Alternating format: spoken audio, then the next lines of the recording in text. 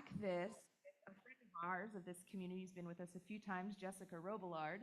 And she is the lead organizer with Faith, Fighting Against Injustice Towards Harmony, who so often helps us get organized and act towards justice, helping to organize churches all across Volusia County towards the issues that we say we care about most, not what they decide, what we say we care about most. So we'll learn a little bit more about that, and there's almost always something in your bulletin about it, so stay tuned. But Jess, I'd love if you'd share with us a little bit about why this scripture in particular spoke to you. Yeah. Mm-hmm. Oh, wow. Yeah. Well, so I grew up in a very, very Christian part of Michigan, and I'm Jewish, and always felt that the church was a bunch of hypocrites because the one very conservative Catholic church down the street from my house, wouldn't confirm my best friend because her parents weren't married. And I thought you were supposed to love your neighbor as yourself and love everybody. And so when I got into this work and became a community organizer working with congregations, I realized that, they're not all hypocrites. And I have the job of, calling people into practicing what Jesus and what God said through Micah 6:8. It's the same, basically same thing. You need to do justice, love kindness, and walk humbly with your God, and not focus on these little tiny details like, is there a legal document saying you're married, or how fancy is your technology in your church, or how fancy are the choir robes. That's not the point of church. The point of church is to do justice and love kindness. Yeah. Make sense of that sort of strain out the gnat and swallow a camel thing. We get really distracted by all of the little things, the little challenges, and lose sight of the bigger image of being a community that represents Christ at work in the world. This morning, so I think most of you know, Jess, that I do a sunrise meditation from the beach that's live cast over Facebook and all.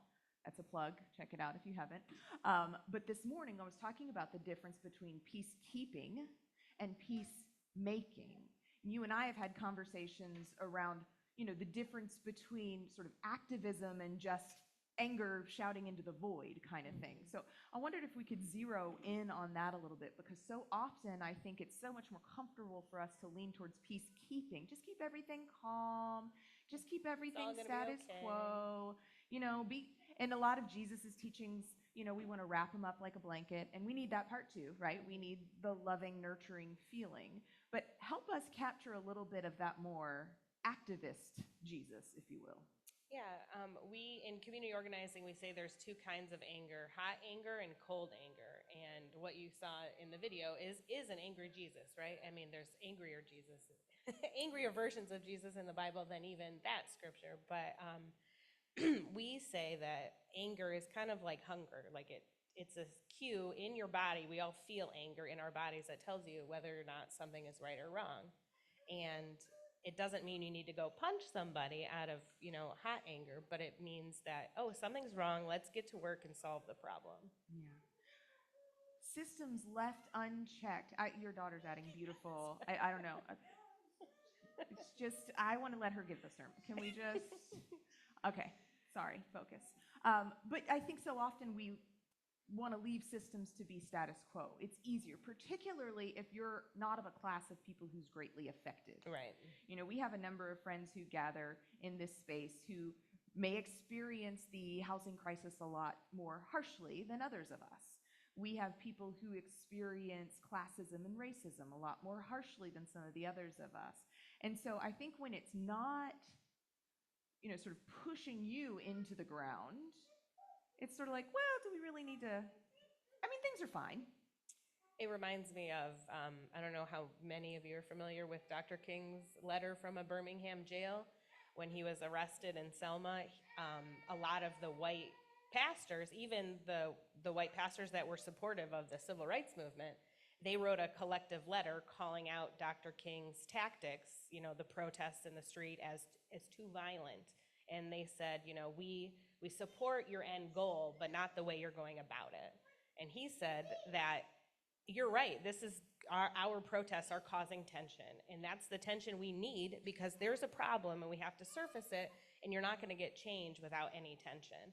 And he said, it is not the words of my enemies that I'm going to remember, but the silence of my friends. And that's what they were doing, was supporting it's too uncomfortable to do what you guys are doing, so we should just do nothing, and it'll sort itself out eventually. Yeah.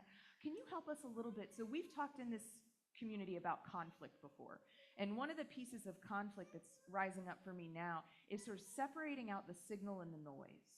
And our world has so much noise right now, 24-hour news cycles, just all-day stimulus of social media. I mean, you could just get absorbed, fired up, frustrated. You could be anxious all the time. We're just exposed to it all the time. It follows us everywhere. And some of what's out there, some of the message that's out there is important for us to know, and some of it's just loud junk. Or I learned a new term, rage bait. Have you heard this, rage bait? So somebody will create something just to, excuse my language, piss you off. You know why? Because it gets your attention. And then you click on it and you interact with it and you react and it gets the clicks and the likes and then it gets the attention and then money is associated with the attention. So how do we sift through the noise so that we can find the signal? That's a tough question to answer, but I think for me, I focus on what we can do something about. And that's the only way I've gotten through the last, 5 or so years, is to be like, we can't fix the world's problems or make sure that everybody in America has health care. But I can make sure that some of our tax money in the city of Daytona Beach is going towards building affordable housing instead of only paying luxury apartment developers whose rents are $2,000 for a one-bedroom apartment. I mean, that's how I sift through it. Like, what in this is actionable? And in order to have action, we need to have people power. And so this congregation and all the other congregations that are part of faith, we don't have the ability to necessarily change the healthcare policies or, make a president do something. Not that we shouldn't try or we shouldn't be active, but for me, the majority of my energy and time is spent on something that I believe we can do something about, that we do have the power to change. Yeah. Something else that's just kind of lifted to the surface for me is maybe this difference between rage, like the rage bait that we were just talking about, and anger, like a righteous indignation almost. Because what I heard in Jesus' speech was a righteous indignation. It was like, wait a second, hold on. This is not what we committed to do. This is not, and it's from the inside. It's not from the outside. It's not, hey, you over there that's not part of this religion that we've all agreed to, or this faith, or this practice, or this identity. Right. It's, hey, us. Hey, us. We have a responsibility to live into, to do this justice, to love this kindness, to do this humble walk. Now, I'm wondering if you could speak a little bit to what it feels like inside of it. Because if I look at the work of faith over the last, you've been there, 15 years? Congratulations. That's phenomenal. You, in your tenure, I know you didn't do it alone, but in your tenure, there has been millions of dollars of funding that's been acquired. There's been affordable housing trust funds created. There's been disruptions to the school-to-prison pipeline. There's been changes to how our prison system works to make sure people can get the medications that they need. So at least we can cut off that. And none of it's perfect, right? I know that too. But when I look at the scope of what faith has accomplished in your tenure in the last 15 years, it's just miraculous. I'm wondering how it feels on the inside doing the work, because from the outside, it's easy to look at that arc and go, well, you just got people excited and then everything just happened. It was great. I mean, it can be very devastating. I mean, when we were fighting for the First Step Shelter, the newspaper, the county had voted it down for like the 8th time, and the Daytona Beach News Journal was like, First Step Shelter officially dead. So it can be very disheartening. But then it also can be very, very hopeful when you meet someone who went through the substance abuse treatment program at the county jail and is, 10 years sober. The treatment program that wouldn't have existed without faith. Or talk to someone who's been in permanent housing now for 2 years because they, are a veteran and have veterans benefits, but at when they finally went to the shelter, they matched them up with another veteran, and now these two veterans have enough money to afford an apartment and can live in dignity. Thank you for sharing some of that. I just feel like sometimes it seems like, well, if I'm doing the right things, everything should feel good and be easy. Yeah.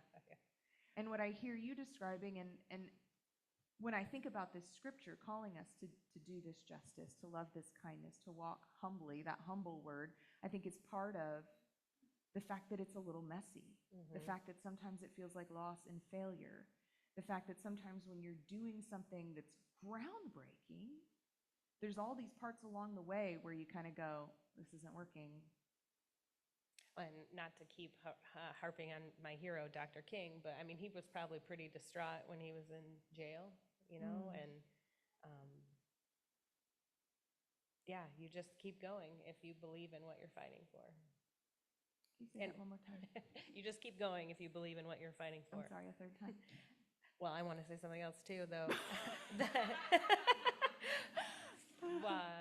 The other thing that really motivates me, and I think a lot of the people who are very, very involved in faith, is the anger around the hypocrisy and the injustice. And I think if I didn't have this anger deep inside me, I would probably have given up long, long ago. Anger when the church doesn't do what it's supposed to do. Anger when our elected officials don't listen to the voices of the people.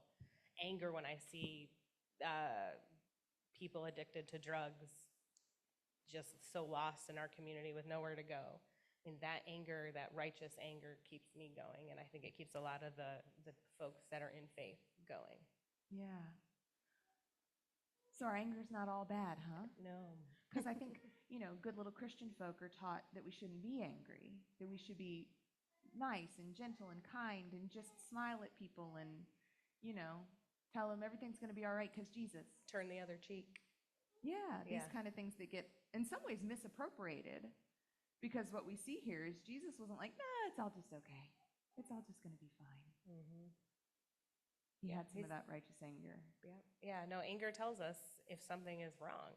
I mean, if we ignore that, we're not going to participate in making things right.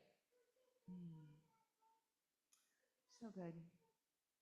You always have so much to offer us. And are you able to stay for a little bit Yeah, after definitely. church today? So if you want to know more about faith and the work that they're doing and how it works, maybe actually, can we take just a couple minutes to say, how do you find out what are the problems that churches care about, that people care about, that the gospel tells us to care about? How do you sift those out, bring them to the surface, and make action? Can you just tell us a little about the process? I'm going to do it quickly, and I'm going to use another scripture example, if that's all right. We use Nehemiah chapter 5 all the time, and it's not a book that's preached on very often, so I hope I'm telling you all a story you might not have heard before. But in chapter 5 of Nehemiah, so Nehemiah was the cupbearer to the king of Persia, and he was a Jew living in exile. And when he heard that the walls around Jerusalem had been torn down, he went back to help the city rebuild their wall and be protected. But what he found was famine and drought, and the Jewish moneylenders were calling in loans when people couldn't afford it. So people were losing their land, their vineyards. They were selling their own children into slavery in order to pay their debts. And scripture says that Nehemiah got very angry, and then he sat down and formulated a plan. And instead of opening a food pantry or just giving the people his hopes and prayers, what he decided to do was hold a great assembly. And he brought the people that were affected by the problem, the citizens, together. And then he brought the moneylenders in front of them. He said, basically, woe to you. We are all Jews here. You should not be taking unfair interest of your neighbors. Return to them their money, their land, their children. And the officials, who happened to be not only the religious leaders, they were also the economic and political leaders of the time, they gave the people back what they owed them, not because Nehemiah was this super powerful guy, but because the power of the people that were gathered there. So every year, Faith has what we call a Nehemiah Action Assembly, where we do that. And the way we figure out what we're going to ask the elected officials at that assembly is through a series of small group meetings every fall. Each congregation has as many meetings as possible, where we say, Katie, what keeps you up at night? What are you worried about for the community, for your friends and family? And then we gather up all those stories and vote in the fall on, we had the 400 people come out every fall and say, this is what we want our organization to focus on for the next year. And then we do research and have different individuals, anyone who wants to is available to participate. You research, so you take a problem like criminal justice and look for a local winnable solution to that problem. Then we present it at the Nehemiah Action Assembly, where we ask, like Nehemiah did, for yes or no commitments. Will you stop arresting children for kicking a ball into their neighbor's yard? Because that was happening in our community. Or writing on a desk at school, which is a misdemeanor crime. Wow. Yeah. So that's how we, does that answer your question? Yeah. So if you have more questions or you want to figure out how to get involved, I encourage you to pay attention to this bulletin. We almost every week have a blurb. Am I a liar this week? This week I'm a liar, but most every week we have a blurb from Faith. Because I didn't write one. You didn't write one. That's my fault. But today you don't need a blurb because you've got Jess here, and she welcomes your questions and your thoughts and your interests. So thank you for that. I want to ask you one other thing. I'm going to put you on the spot a little bit because I think we have some trust. Do you identify as a Christian? No. Do you identify as an authority on Scripture? No. Do you believe that you live and walk and work in the ways of Christ? Yeah, I try to. Yeah. I'm inspired by it. I agree with you. And I just wanted to point that out because I think sometimes we think, well, I don't know enough, or I don't do enough, or I'm not in the right circle, or whatever. Part of the reason we're highlighting voices from the margins, voices that are de-centered in our traditional Christian structure, is because they offer us something that give us a reflection. We pledge every day, every Sunday, to reflect and absorb the teachings of Christ. And I see that modeled in your life and in your work. And I just want to thank you for living into that and showing us a beautiful example of living what Christ is talking about, including the woe to yous, that isn't centered in our typical Christian structure. So I hope that comes to a close, our Voices from the Margins series, though I hope you will continue to seek the voices that are de-centered, because they can teach us a lot about what it means to live and walk and work like Christ does. Thank you for being one of our examples today. Thank you. And I'd be very interested in what you all thought of that video, because I've been watching it for 18 years now, and it makes me emotional every time. Yeah. So I'd be interested in what you guys thought of it. Thank you so much, my friend. Thank you. We don't shake hands, girl. Thank you. And what a lovely transition to invite us into this space of communion.